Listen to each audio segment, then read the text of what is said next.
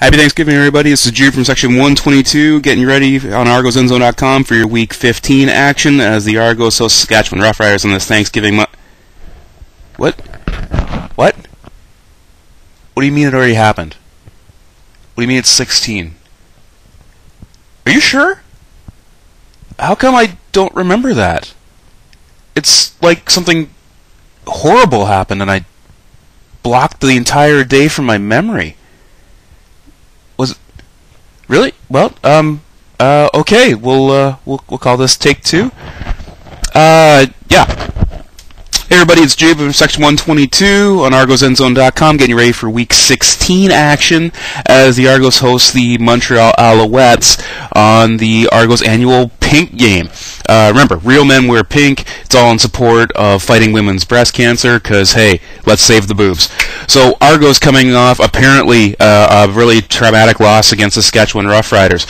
Montreal coming off a shocking loss against the Winnipeg Blue Bombers at home, so both teams have something to prove. Montreal is 2 games up on the Argos for first in the East. Argos now looking to get a home playoff game at the very least, and of course you got to watch for the whole crossover deal. Doesn't look like it's going to be a big issue on the Toronto side, but hey, anything can happen in the CFL.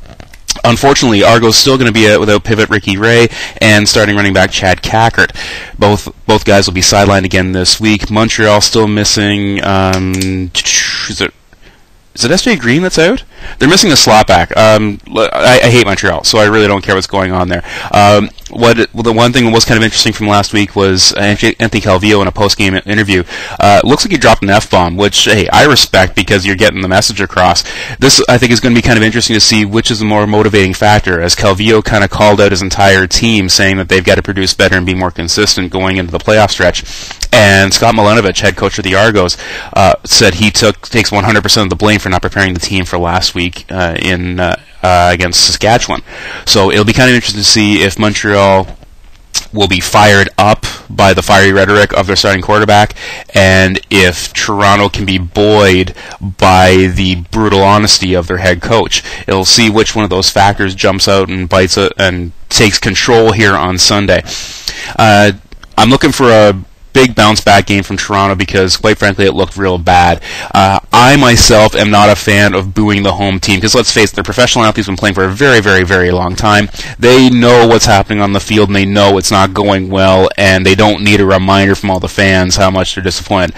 I'm not saying they need a standing ovation, but I think just stunned silence is probably going to carry more weight than booing. You'll never hear Jube boo anybody here on the home side of things. I'm more concerned about cheering on my home team. Regardless, there's definitely room for improvement. Jarius Jackson did not have the same game against Saskatchewan that he had the week before against Winnipeg, nor did the Argos defense. Let's face it, 7 turnovers against Winnipeg. They gave up 2 very long scoring plays on concurrent plays thanks to a 2-and-out on the Argos offensive side against Saskatchewan in the third quarter, where, quite frankly, sitting in my end zone seat, if they'd been playing 2-and-touch, they both still would have been touchdowns. Like, no one even got a hand on the okay, rage. So they've got to prove that they've got to step up. There's a lot of pride when it comes to this game. There's an old saying that 90% of the game's half mental, and you've got to want it more than the guy on the other side of the ball. It almost looked like the Argos didn't want it. At least in that third quarter was brutal, getting scored 17-0. It was bad, okay? I'm not going to lie, it was bad. I've been trying to block it from memory. So they've got to come back, and we're talking about a division rival where we've got playoff implications, and the other side of things from a advertising standpoint is that the Argos still got their next 3 games, or 3 of the last 4 are at home here. So if they want more fans come out, they got to win more. They've got to get some enthusiasm, show them excitement, and get fans talking about the game in the right light, rather than how I'm talking about it right now.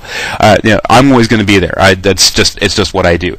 But we need a big game, and every aspect of the game did not click last week. So we need Chad Owens stepping up, playing a bigger role there. Jarius Jackson's got to hit his open guy. Riggs has got to hit the hole and hit it hard. The O-line has got to protect and open holes. Defensive line has got to put pressure. Linebackers got to shut down running backs, and D has got to make it impossible to pass. Special teams. Another side point there. With Swayze Waters still nursing a bad thumb, they had a backup linebacker doing the punting who was about 50-50. There was a couple that looked like they probably should have gone for it in case the hell it went, and a couple of nice kicks. So haven't read. Hopefully he's back doing the full-time punting. But when you're talking about an overall 100% commitment on everybody to make this thing happen, which we can pretty much say about every single sporting event. Based on last week's results, it's tough for me to make a prediction on score, but I'm never going to bet against the Argos. So I'm going to say that Toronto wins a squeaker, maybe late, like a 20. I'm going to call it like a 23-21 game for the Boatmen. Let's see what happens here, Scullers. So, just for fun, I see Jordan Younger making a huge contribution on defense, and it's Mike Bradwell that is stepping up on offense. Pulling ideas out of the air. You never know, right? Don't hold me to it. All right, but looking forward to a great game. Remember, wear pink. If you don't have pink, buy pink there, because there's a lot of Argos gear that will switch from its traditional double blue into that pink color scheme. I'd highly recommend picking anything up. I think it might be time for a new hat. We'll see how things go when I get down there. So, from section 122 here on ArgosEndzone.com, this is Jube saying, we ride the rail, we ride it hard.